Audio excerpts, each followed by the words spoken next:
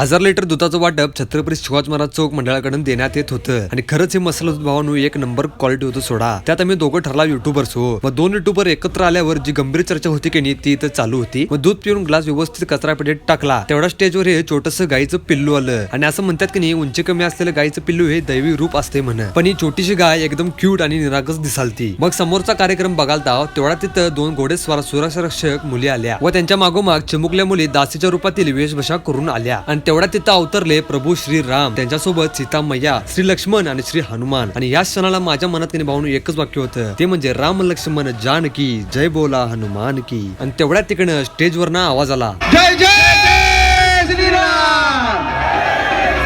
मग प्रभू रामराया स्टेजवर आले आणि पुढचा कार्यक्रम चालू झाला आणि इकडे तोपर्यंत फटाक्याचा जल्लोष चालू झाला. आणि ह्यो जो कार्यक्रम आज आपल्याला बघायला मिळाला की नाही तो म्हणजे फक्त माननीय श्री बंडादादा साळुंखे यांच्यामुळे. आणि यांचा सत्कार कोल्हापूर महानगरपालिकेचे माजी महापौर